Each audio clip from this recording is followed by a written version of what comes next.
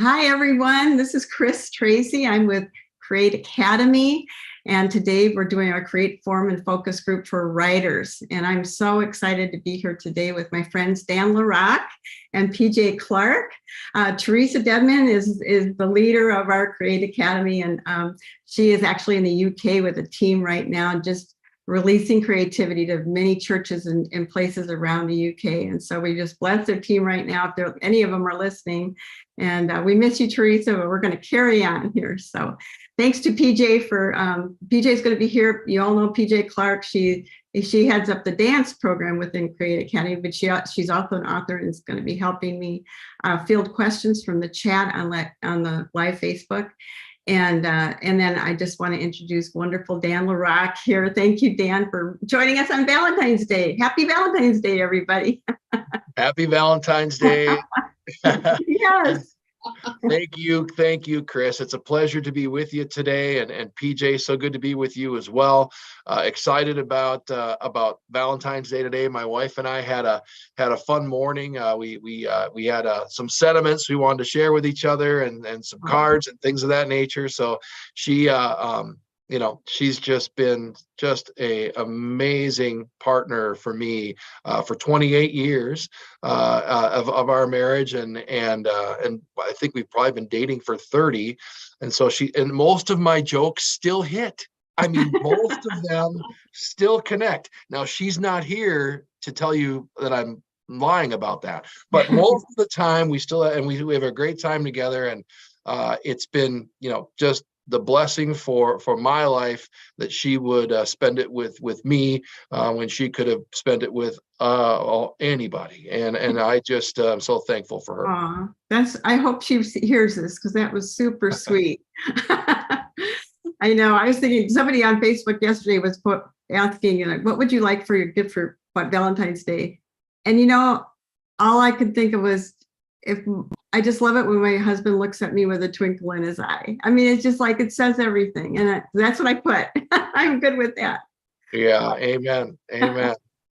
Anyway, I want to invite people that are in the chat on Facebook Live.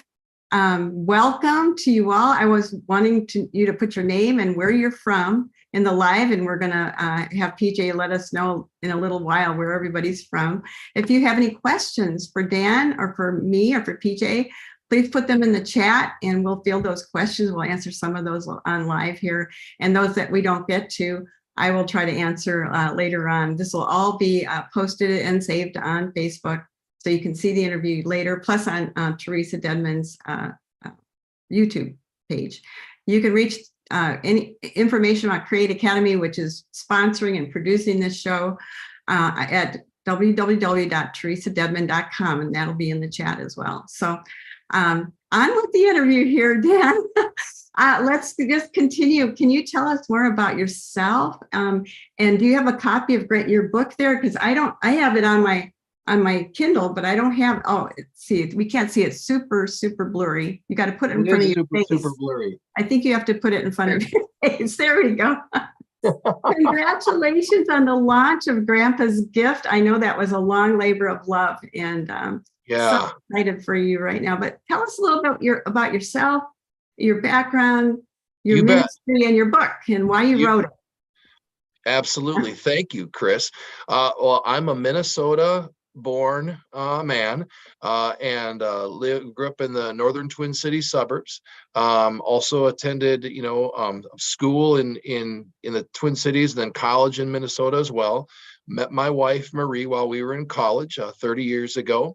And my practice at the time, I was involved in higher education work. So I actually worked in a university setting for about 8 years. And then I worked in philanthropy for about 5 years. So doing a lot of development work for different organizations, healthcare, university, otherwise. And then eventually was able to join a practice, and I'm now a shareholder and a principal in an insurance consulting practice. It's international. It's one of the largest ones in the world. It's called Hub International. And so in that practice, I get to work with entrepreneurs all around the country, mostly in the 8-state upper Midwest area, but all around the country. helping them with their benefits designs and plans like this. And that's the kind of stuff that has afforded me an opportunity to be different levels of connection with leaders across the region who are creating great jobs and great companies and great organizations. And so that's been where I've worked for a long time.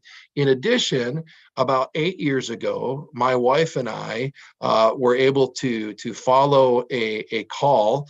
She would describe it as the Holy Spirit being up in her grill, if you will, for a period of years, and her responding to it over time and in communication together.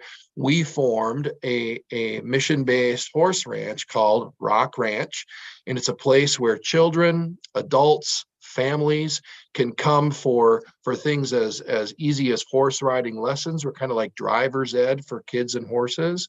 We also have a program for seniors called Senior Saddles, where we invite assisted living center residents over to our farm in Southwest Minnesota for field trips and experiences. And if you want to see what joy looks like harvested on a human face, put a 90-year-old on a horse and watch him go. It can be quite something.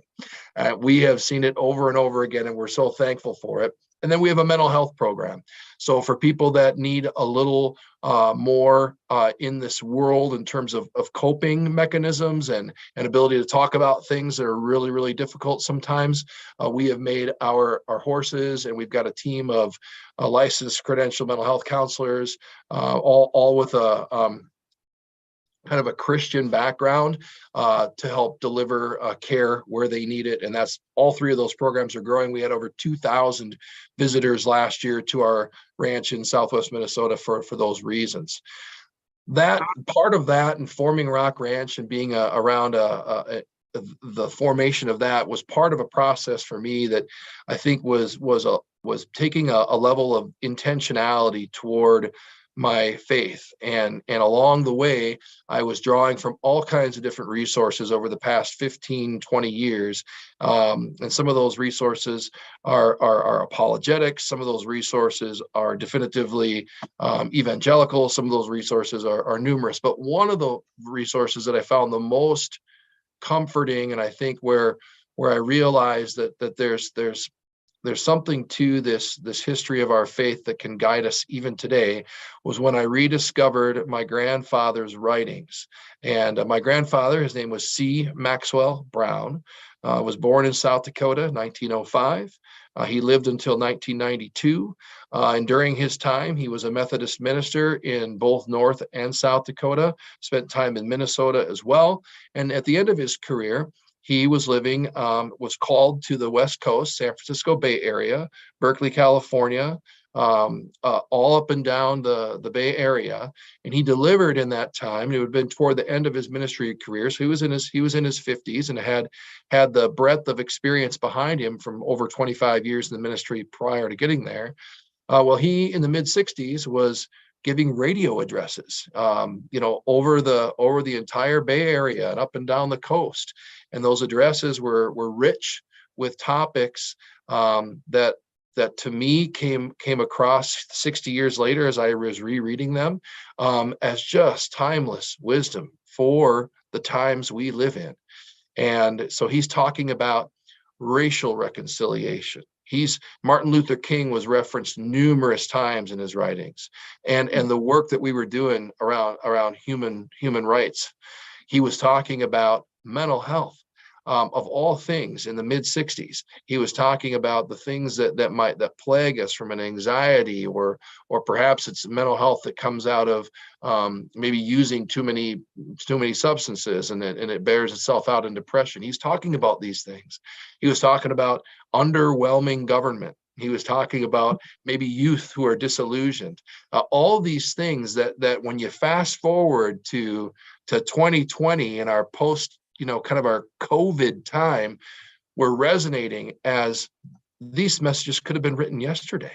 And so as I was digesting them and thinking about them and how those messages have been playing into part of my walk that I was on, I thought, I wonder if my family would like to be able to access these. And that was where the initial thought came. I want to write something that my family can access. And that includes, my sons and our daughter and our greater family as well. And it led to a conversation with other pastor friends and friends who are in perhaps some more broadcast related fields that said, maybe we need to do it a little different than that, Dan. Maybe it needs to be a little bit more. Maybe more people besides your family could benefit from this. What do you think about that? And well, that bore out into an 18-month conversation with my friends at Throne Publishing. It's where I got to meet Chris. It's where I got to meet so many incredible people that helped me structure my thoughts, which were, as you remember, Chris, all over the place. Helped me structure those thoughts into something that, Lord willing, is coherent and accessible for people. My grandfather's writings are deep and rich with a Christian wisdom that is available to all of us. And he writes in a way that's, I think some of the writing is so beautiful. A lot of people don't write that way anymore. And so some of the writing is so beautiful. And then I kind of fill in with my gravel road, gruff, pretty accessible commentary and put it all together. Hopefully it's a really good read for people. I've been so thankful for the reception so far. Yeah, you've had quite a reception so far. And I just love your book. I can't wait to read all of it. I haven't read all of it yet, but I've read a lot of it because I worked with you. And but I just love how you put it together, had your own commentary on that, and how you had to narrow it down, and the foreword that you have in there, and just the response that people have had to it. It's an amazing legacy to your grandfather, a gift to your family, but also a grandpa's gift, a gift to everyone. I love the title. It's like so compelling. It's like, oh, we hunger for the wisdom of our elders, even my age, like the wisdom of the elders is just an amazing thing. And there's a need in this day for mothers and fathers, grandfathers and grandmothers, and what they've been through and what they carry. So I'm really thankful that you had a heart to do that. And as busy as you are in your life, like that you took the time. How did you carve the time out to write this book? I know that was a big endeavor. Even though it was a lot of your grandpa's writing, you still had to put it together and make sense of it for today. Right. Well, that's a good question, Chris. And I want to share with you that just because I've been crazy hyper scheduled and busy, I did put the book signed in the mail to you yesterday. So that should be coming pretty soon. I can't wait. Yeah, and so but I was so thankful for that. And I'm just apologize. It took me a little while to get it to you, but it's coming. And so I think, to answer that question is the important things in life. We can list all kinds of things that we think are important, right? But I really think the most important things that I've learned about are how we interact and relate to one another and to the relationships the Lord has put in our lives. And how do we do that well, with an attention and an intentionality toward a good relationship, a good way to interact with the world. And the world's full of people from, come on, all kinds of backgrounds and experiences and things that advise them. Sometimes the things that advise me, I am fully aware are dramatically different than the things that advise others. But my grandfather had a way of reaching beyond some of those borders and to touch into the things that affect everyone and direct them with thoughts and I think timeless wisdom around whether it's relationships with your children, right? Everybody wants a good relationship with your children. What are some things that make that happen? What are some things that make that better? And so as I started thinking about that, I thought, what more important things do I do, right? Like I could help my continued client growth. I can I can help people with their benefit structures and help them, be really efficient in their spend lines and in healthcare, all those sorts of things that sound great in, Fortune 500 magazine. But my gosh, at the end of the day, it's the people who matter, it's our relationships that matter. And so I had to make time, and I had to really try to figure out what is the most important thing for me to be doing right now, for my family and for our extended family. And now it turns out for a lot more people. But I'm thankful for that, because that's really what it comes down to it. I mean, I made the time because to me it's important. And deciding what's important for you and for people, that's a big part of this. And for me, it was the things that matter most are the relationships we have, and those that are to come. So yeah, I love your heart, and you wrote about that too in your foreword, and what's really important, and it really rang true for me. And then I was reading one of your grandpa's sermons this morning, and just how he talks about the creative God. And yes, what the things that are most important. And it was just so sweet. It's one of those kinds of books that you could read, one of his messages every day, and yeah, really glean from that as a way to start the day or end the day. So right. I just love that. PJ, have you had any comments from the peanut gallery? Okay. The chat room? Yes, there's people from all over. We've got Kirsten from Pasadena, California. Linda Peebles is here from Northern BC. Sunderland, UK, Fiona. Ann Ford from Hawaii. Oh my gosh. And let's see. Shout out Wes Connell, Paige Craney from Denver. And let's see, in Pennsylvania. So yay. All right. Well, welcome everyone. If you have any questions, we welcome you to ask some questions or make some comments about what Dan is talking about. I also want to invite you to our focus group that starts right after this at 10 after the hour. So at Pacific Standard Time, that would be 10:10. So you can calculate that for where you are. It'll start very soon after this. And we are posting the Zoom link for that in the chat. So you can find it there. And hey, Chris, yes, yeah. Can I give a shout out to the folks from the United Kingdom, yeah, and also from California. So part of the endorsements for Grandpa's Grift came from people who live in the UK. One of them lives in Woking, England. I'm not sure how close that is to where our other friend is there in the UK. And the other one is from the northern border of Scotland, but lives in London. And they are, one of them hosts an international podcast called Unbelievable, and his name is Justin Brierley. And the other gentleman's name is Peter Carriage, and he is the CEO of Premier Christianity there in the UK. They've got a bunch of radio stations, and they do the Gospel Awards in the UK. So part of the inspiration and part of my encouragement as I was taking this book into a different place came from people in the United Kingdom who I am fortunate to call friends now. We've become friends over the last 5 years. And so whenever I have a chance to, and I've never been to the UK, so it's like we have to get over there and see the beauty of that country and the surrounding area. So I'm excited about that.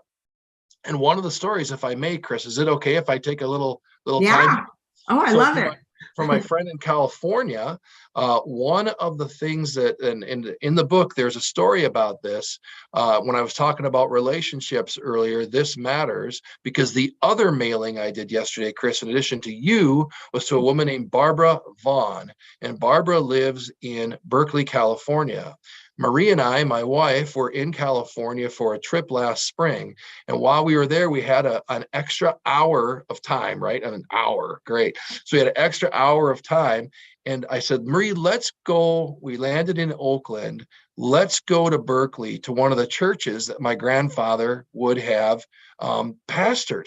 And let's just see what it looks like. So we drove to Berkeley, took a little extra time, went up the road into this little church called Epworth, right in the heart of Berkeley, California. Got out of the car, walked inside, got to the front counter. There were some people working there. And I explained who I was a little bit and kind of the project I was working on. This is about a year ago. And one of the people behind the counter looked at me and she said, "Who are you?" And I said, "Well, my name is Dan LaRock." And she said, who's your grandpa? And I said, his name was C. Maxwell Brown. She goes, your grandpa is the reason I joined this church. I said, no way. I said, no way. And she goes, yes. And so then she came out from behind the counter and proceeded to give Marie and I one of the best tours of a church that's been there for a long time that we've ever had. And she shared with me some of the experiences of what it was like to be a woman in her 20s, right? Because it would have been 1965. So a woman in her 20s listening to my grandfather deliver, from the pulpit there in the church, and work with her as she was joining the church and lead the prayer groups and Bible study. I mean, it was uncanny. And so I mention her a little bit in the book, but my view of Californians is super hospitable. And we had a lovely time there in the Bay Area in Berkeley. It actually went up the coast a little bit to Fort Bragg along our trip there too. So anyway, just wanted to give a couple shout outs. Yeah. I love that story. That's, so this whole group and our following focus group is, we're all writers. We're all creative people within this academy. And there may be some people that are just joining in from the public too. We invite everybody for this forum that you're attracted to this because you think you want to be a writer. See the kinds of doors, just like the story that Dan just said, see the doors that open to you when you begin to step into your creativity and step into your dream. And it's just amazing. And sometimes it takes us stepping in, doing the work, doing the research, starting something. And it's just like God comes in and opens doors and brings divine appointments and strategic ideas. And it's really a joy. And it's a beautiful craft and it's a beautiful gift. And he gives it to us for a purpose. And that is to bring his word to other people, to help other people. And so I'm excited to do what I do. I'm a writing coach by profession and teach within Create Academy. And also I've worked with Throne Publishing, which Dan LaRock and PJ Clark both are authors, or Throne authors. And it's just a real joy to hear the stories and help people develop their stories to a publishable level. And so I wanted you to talk. Well, first of all, let me ask PJ. Before we go on, I'm going to ask PJ your question. PJ, you are part of our writing group, as in addition to what you do with the dance group. But PJ is a multi-talented, multi-creative person. She does it all. But she just released her book too, tell us a little bit about your book, PJ, and also what the focus group that's after this has meant to you. Okay, yes, my book is Warrior Dance, and it tells my testimony and how God healed my heart through the arts, which one is dance, one was writing, and one is through art. So I love the arts. I love writing. It's so fun. They all kind of, like one river, all flow.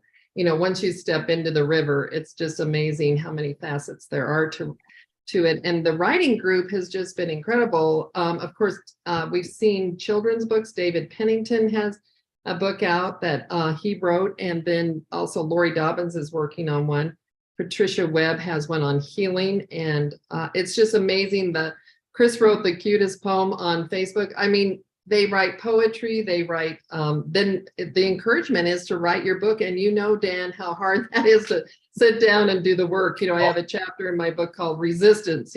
There's just so much coming at us. And as soon as we want to sit down to write, it's a challenge, but we do it and we've done it.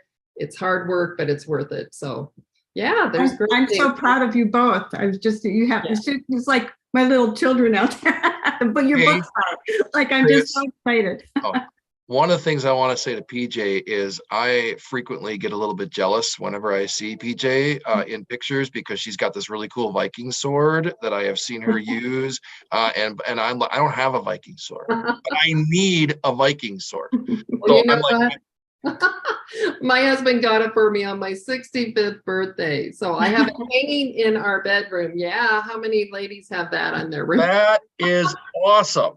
Yeah. Talking about the sword. So I want to ask a couple questions that involve your process of writing and putting a group around you, a team around you, but also marketing. So since the sword came up, I need to tell people that are listening, PJ used that sword as well as a dress that she had made for her as marketing material for her pictures that she had taken for the book cover. You might want to hold up your book, PJ, too, if you have it close by there. And it was just an amazing thing that it just really is eye-catching. You're wondering what in the world, and it just so demonstrates what she talks about in the book. And then Dan, you have some unique marketing things that you're doing with the tour of independent bookstores and getting on radio programs. In fact, you just got off of one right before you got on with us today. So people are keeping you quite busy, and I'm just really thankful that you wanted to be with us on Valentine's Day. So, but maybe Dan, you can talk a little bit about the marketing, some of your marketing ideas. Everyone on this call, we may be blog writers, we may be poetry writers, we might just want us to share on social media, or we have books in us, but we can learn no matter what kind of writing we do or what kind of creativity we have. We can learn from each other, and so I love some of Dan's unique ideas on how he's getting his book out there. So go ahead, Dan. Well, thanks, Chris. Yeah. And some of these ideas, I'm not sure if their fullness will be realized. It will not be for lack of effort. I can promise you that. One of the things I would say prior to even thinking about marketing is when I was thinking about the book and how we were going to share it, I can't help my financial mind gets in my way sometimes, but sometimes it's helpful. And so I had made sure that we created a little bit of a budget. What is our budget going to be around trying to find efficient ways to put the book in front of people who may or may not have an interest in working with it. So a mailing budget was created. I partnered with some people that could take, the stuff that was happening with the book that was cool and make it into neat looking graphics and things like this. So then what I did was actually right when I started to write the book, I went to here in our region, there's a 10-state region called the Midwest Booksellers Association, and it's a collection of indie bookstores who all band together to work on, to be a different type of bookstore than, say, some of the larger national chains or than Amazon or things like that. And so they all band together, and they have really cool shops and really great, places you want to hang out. And if you're looking for that new book and you want to do it inside of a cool shop, it's going to have maybe some coffee and conversation. These are the places to do it. And so they produced this great big map. And on the map are 200 different indie bookstores all around the upper Midwest. And so I've got I recruited a person that lives in our community who I know has interest in books and supporting good work. And she's been a friend to our family for some time. And so she helped me kind of track down all the addresses, all of the various phone contact information, all the social media sites, and we put it into kind of a document, like an Excel document that we were able to then produce, mailing labels. And so I'm in the process right now. I've got 32 of them in my pickup right outside. I've got 32 of these white boxes. I should have brought one inside that has kind of like you sort of open the box and it kind of reveals. First of all, you get a old looking picture frame with like steel tin frame around it and a picture of something from Rock Ranch in it that just says, this book has got, some timeless wisdom in it. This is a time, this frame harkens back to a different time as well. Hopefully you've got an image you'd like to use in the frame, just a small little frame. Then we have a little kit with a letter about how Grandpa's gift has done and a little bit more about the book and ways that the bookstore could carry it if they'd like to, and then a copy of the book. And so we share that with 100 plus bookstores around the region. And I started this, I'm going to say about 3 weeks ago. And I don't do them all at one time because I don't have time to follow up in case they were to call me. So we do a few at a time. Long story short, people are connecting with me. So now the book's available not only on Amazon, but it's also available in a bookstore here in our region called Crossroads. It's available one called Zambros. I just got a call from the middle part of Iowa. They would like to figure out how to carry copies of the book. And along the way, I'm going to back up each mailing I've done with just introducing people to the concept of the book. This is what it is. I'm a new author, Throne is my publisher. Here's how we do it. and I'll follow up with a phone call. And it gives me a chance to talk to bookstore owners, first of all. So why wouldn't I want to do that? I mean, if I could spend 5 minutes with somebody who owns a bookstore and they've got a source that might carry my book, why wouldn't I want to talk to them? So I'll do that. And then along the way, more and more are starting to carry it. Our website, which is grandpasgiftbook.com, will start to show all the different bookstores where the book is available, in addition to the online platforms. And so, yeah, so some simple marketing like that, trying to put the idea of the book into people's minds as something that might be beneficial for their patrons, right? That's wonderful. What kind of response did you get from the bookstores so far?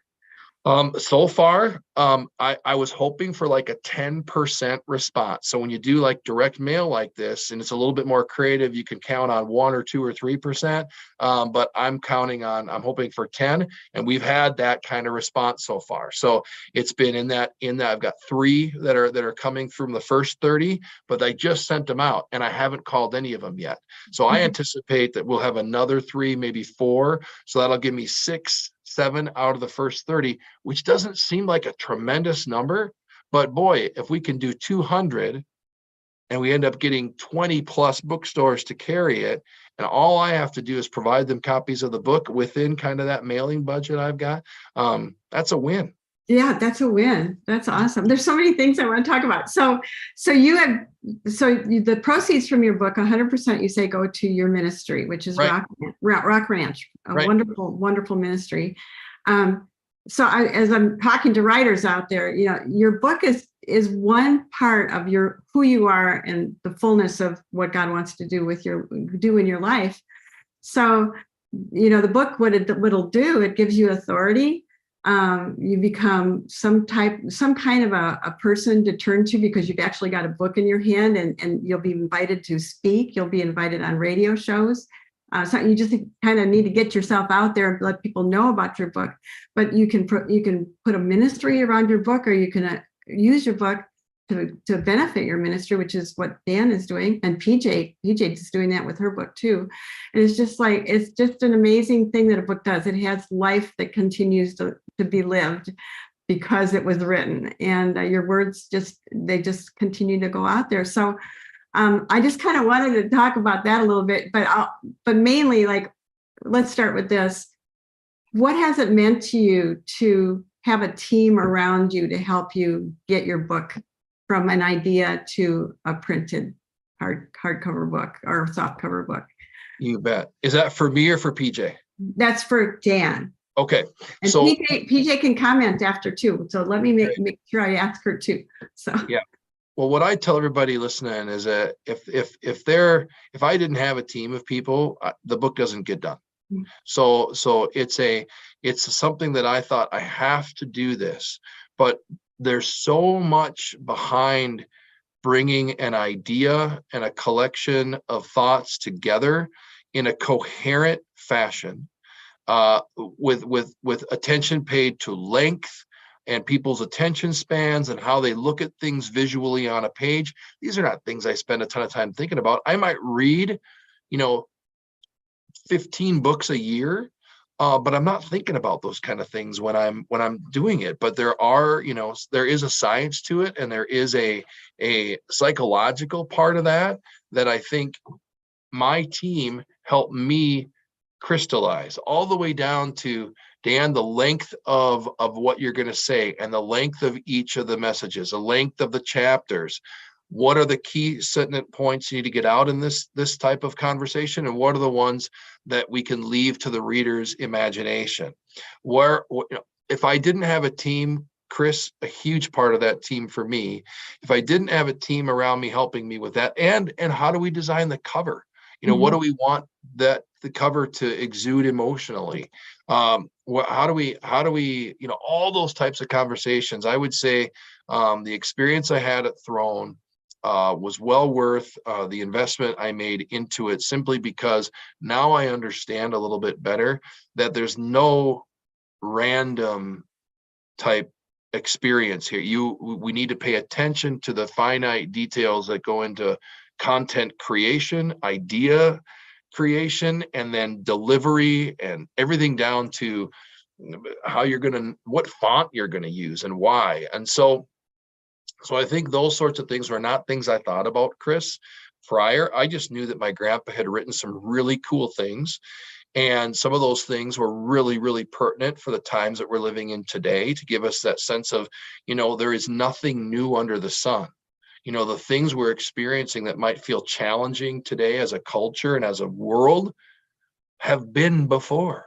And our faith is strong enough, our faith is good enough, our faith is pure enough to lift your boat in these times, whether that's physically, emotionally, or a combination thereof. And my grandpa spoke to that so well. I knew I wanted to share that with people, but the whole process behind it, there is an art and a science that definitively helped me. Yeah. That's so good. I remember, so my part in that was I was your writing coach. And so I got you at the very beginning. And we met many times on Zoom and just walked through some things, walked through some ideas. I held you accountable to finish certain things by certain times. Yes, you did. Yes, you did. And to look at things a different way. And it was just so much fun to work with. You were so much fun to work with. You were easy to work with and really like an easy student as far as really wanting to make this a quality experience. And you were investing in that for yourself and for your grandfather and for this book. So it was it was really fun to work with you, Dan. I really enjoyed every moment of all the people I've worked with, but it was really good. I'm so glad that you've come to this point where you've got this beautiful book and you're going for it right now. So yeah. And I feel the same way, Chris. I feel so thankful for it. And I think one of the things that I would encourage people who are in that creative process right now, who are thinking about it, and I would say that, part of what made our ability to work together so congruent is that I wasn't pulling any punches. I would tell Chris initially, Chris, I'm the most disorganized guy in the world. I can't get this, and I don't know how to do this. I need some help, and Chris would be like, just calm down, just calm down, and so you're going to give yourself more gray hair in your beard than you need right now. So just calm down. So then she'd help me, step by step to say, this is where we want to see this go. I want you to do this and to really think about this and spend some time creating this. Bring it back to me. I'll review it and we'll talk more about it. And in that process, Chris, you asked a lot of questions about me personally, which I think helped you try to get an understanding of where my heart was for this. And if you hadn't done some of those things, that's part of coaching, right? You hadn't known who you were working with. It makes it harder to know what they're trying to do. So I think your investigation into the things that make me tick was really helpful in delivering, ultimately a product that I feel really good about. Well, thank you. That's really wonderful to hear. Get some feedback on too. What about you, PJ?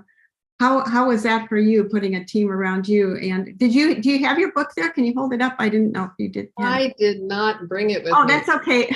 Oh, I have it. Oh, you have it. Okay. I'm sorry. It's in the other room, but I didn't want to get up.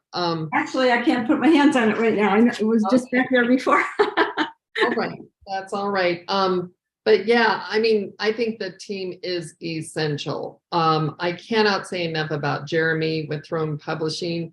He ran the distance with me from beginning to end. He's still there for me and I love it.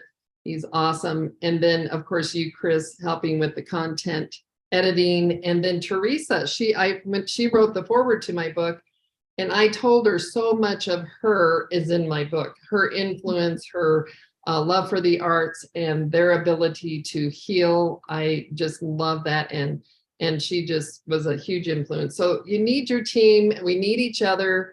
I think this is a great way through the Create Forum and focus groups. An opportunity to surround yourself with other writers. It's huge because that's what we've done through Throne. Oh, thank you. Did you find it there? There it is, Warrior Dance. And I just wanted to say, Jeremy, I had another woman, just what they get through other photos. She was a young woman with a sword, and that's what I was going to do. And Jeremy, I showed him the cover. He goes, PJ, it's got to be you. And I'm like, what? I gotta be 65, And I went out and I did the photos on this, up on the National Monument, and they were awesome. And I mean, it just makes it so much more special. So Yes, thank it's you very much. personal and eye-catching and wonderful. So yeah. PJ, I mean, it looks like you look like Iron Man's right hand.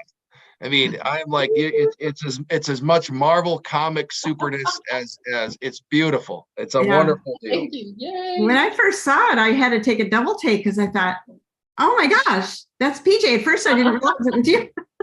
Oh, there's my friend. So let's take a break and just talk to the writers. PJ, if there's any comments, that'd be great to know. But please put your comments and and I'm supposed to tell you this for Create Academy. If you're if you just came upon this interview and you're interested in joining or interested in learning more, you can come to our focus group right after this at no charge. And if you decide you want to join Create Academy, you get half off. And we're going to put that code and how to join in the chat right now. And so please join us if you can right after this. There's also going to be a link, a Zoom link for how to join. And it'll start about 10 minutes after we're finished here. But go ahead, PJ. Are there any comments or questions? Yes. Maria Dreller says, this is so good. She's from LA. Let's see. Krista is from Hawaii. Aloha. But here's a question. Any advice on how to compile writings for a book? What to keep in, what to keep out, size, how to reach the finish line. So you kind of talked about that, Dan, but I know there's some more you can say. Sure. Yeah, I one of the things I think that was helpful, PJ was helpful, or Chris was helpful for me on this, and PJ, I think maybe you could echo the same, is not every single thought and not every single concept is going to be perfectly suited for the book. And what I mean by that is discern. If I have 10 things I need to say to somebody, well, that might be multiple books, right? So trying to pack too many thoughts into one publication creates a very long volume of work. And what we thought was, let's see if people are ready for a revisiting of some of what Grandpa Max's wisdom was all about. And maybe let's see if Dan, you've got anything pertinent at all to say that makes sense. And if you do, well, then maybe there's another volume that comes later, or maybe there's a different type of book that shares those other sentiments. Trying to pack all of the things that the world, could use that are blessed and a part of being in God's kingdom. Well, the Bible's like 2,000 pages long, right? So if we're going to try to read, we don't want to necessarily do that. So what I would say is discernment is important. Praying about the things that are closest to what you would like people to know, or concepts that you'd like them to understand, perhaps the way that you understand them, right? Because sometimes writing a book is you want people to understand a concept the way that you do, because maybe it helps, maybe for you, it feel like, I think if people looked at it this way, it would be better for everybody if we could all see things a little bit differently. And so my point here is not every concept is going to make it in. And I would say through prayer and testing those, having conversations with people. If you're able to have a conversation about, one of the chapters in my book is called intentional love in all situations. It's a collection of messages. It talks about, what does intentional love look like? It's kind of pertinent for Valentine's Day in the United States, right? So for Valentine's Day, what does intentional love look like? What does it look like in your spousal relationship? What does it look like in your relationship with your children? What does it look like for the stranger? What does it look like for those among us who are most in need? Our world is in need of a tremendous amount of mentorship right now. I think the pain that's been caused from so many families that have separated and leaving children in their wake causes stress and pain, and we need, the world needs mentors, young men, young women. And so that whole idea has a lot of different spurs, different ways it can go. And so trying to figure out what are the things that you're most ready to talk about right now, again, through prayer and conversation with people you trust, with writing coaches, can help you discern that. So it's a long answer to a pretty direct question, but I hope that helps. Not everything needs to go into book one. Yeah, I like that. And, just think to yourself, and you kind of touched on this, what are the questions that people are asking? What is hurting people right now that you might be able to help? And then discern and define your message, like, what is it that I can offer? And I'm going over a manuscript now, and then there's just parts of it that don't belong in the book anymore. Like, I wrote it about a year ago and I'm still working on it, my book. And they just aren't pertinent. You don't have to put everything in your book. So you discern what really, and I know PJ went through that too, the editing process and the cutting away and making it shorter and saying in 30,000 words what you started out saying in 40,000 words. How can you tighten up? How can you make it more readable and easy? How can you use better words, to one word instead of 10 words to describe something? Those kinds of things too. So all those are part of the craft of writing. That's the art of writing. And it's an exciting thing. It's not a hard thing. I remember in high school, all the red marks on all of our papers and everything, and what the teacher was trying to help us do. But it's like, it's not, the red marks aren't bad. The red marks are creative. They're good. They're helping you to tighten up and learn better words and have more fun with your writing. So that's the attitude I take when I'm writing, and it's part of the art. So it's just part of the process. Usually at this time, we spend about a minute. I'm going to give us a couple minutes here. But what we do, Dan and PJ's been through one of these interviews too. So that's why we're really focusing on you today, Dan. But I'm glad you're both here and both participating. But what we normally do is we bring people in before the Lord. And so I'm gonna pray right now. Dan has shown us what his process with how he talked with God, how God helped him to discern, and how he's put this in his heart to write this book and share his grandpa's words.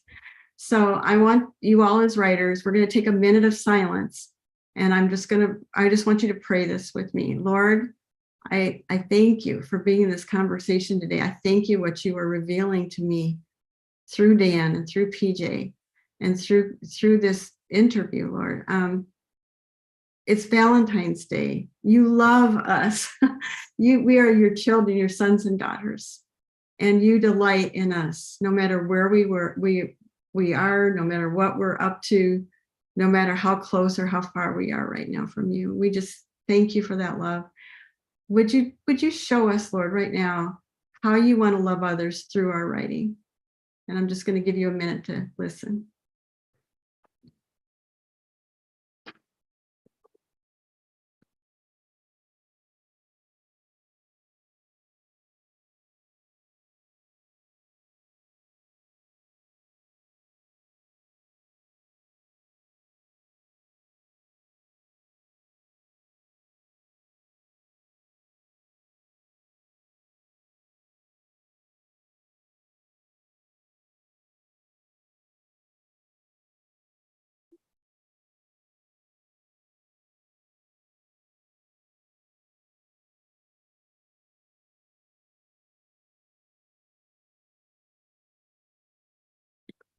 Okay.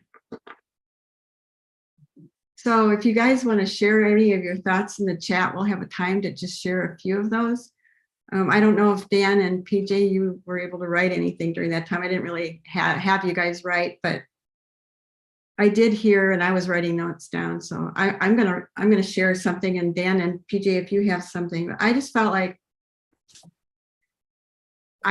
like people need to feel free. And I just wrote down words that bring freedom, life, and love. This is how God wants to love others, through me. Right? To write the words that bring freedom, life, and love, and to champion others where they are, and just to recognize that there are diamonds. They have diamonds inside. They are beautiful and pure, and God put that in there. How can we call that out of them through our writing? And I can think of poems I can write about that and blog posts I can write about that. That's just one thought. But anyway, I don't know. We'll talk more about this in the focus group after this, and we'll have some more writing time. But Dan, did you write anything or have any thoughts around that? Yeah, there were three or four thoughts that circulate with me right now, and part of it is I mentioned that part of my book that looks like an intentional love, and what does that look like in the world, and the thoughts. There's three words that come, and one of those words is lift. One of those words is encourage. One of those words is connect, and one of those words is mentor. And so those four words, and when I think about them, the images that come to my mind most frequently, Chris, are for the fatherless. And so in our societies across this globe, we have a situation where I think people don't experience their fathers in the way that perhaps they did 100 years ago or 200 years ago.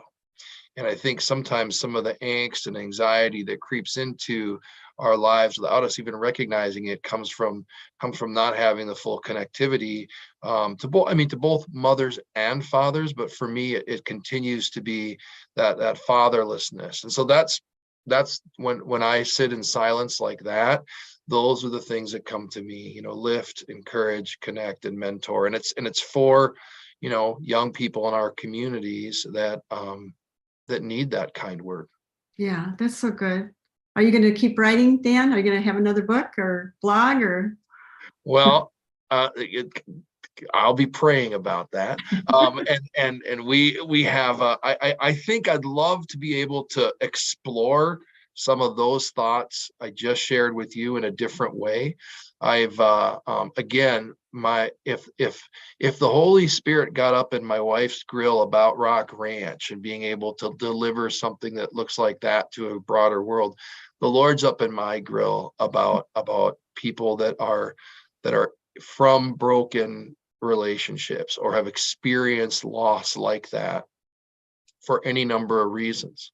I'll share this story with you if you'd like me to. I'll tell you what this looks like in my real life practically. These are the weird things that I do, right? Okay, so here comes a weird thing I do. So there's a family in our communities who they're young people, they're juniors in high school, who have just experienced, they're very popular kids in our region here, right? And they've just experienced the joys of biological connectivity. So what I'm saying there is, whoops, somebody got pregnant in high school. Okay. And I'm like, oh no, it becomes such, anybody who's experienced this in any school, I don't care where it is around the globe, becomes like, oh man, somebody's going to have, oh my gosh. So, and there's talk and there's judgment, and there's all of these things that come with it. And we're Christians, right? So we know in kind of our inner selves that, maybe the conversation around saving yourself for marriage isn't just a law thing. It's kind of practical sometimes too, right? So, but all these things come at these kids, right? And they're just kids. Mm-hmm.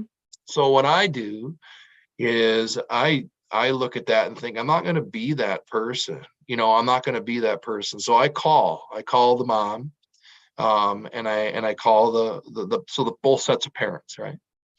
And I just let them know, look, when I hear things about what's happened with your kids, regardless of the conditions or the way in which those things came to be, I'm thinking about that baby. Mm-hmm. And I'm thinking about a child of God coming into this world. Uh-huh. And if you want to consider that there's been you could call it a mistake if you want. You can say the act that you engaged in that produced this new life was like not what we intended. Okay, great. But what are you going to do now? Mm-hmm. How are you going to respond now? And I let the moms and the dads and the kids, I talked to one of the two kids, just say, look, from me and mine, this is what intentional love looks like. I will not let somebody in our community run you down.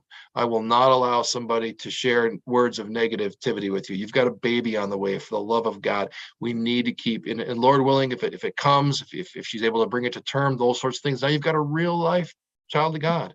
And so I think sometimes, and those conversations aren't comfortable, right? You're uncomfortable when you get into it. You're going to start sweating a little bit, and you're going to, right? I don't know these folks all that well, but I know them well enough to have this conversation. Well, yeah, that's so good. I mean, that's the love of God through you to those other people, and you were the one.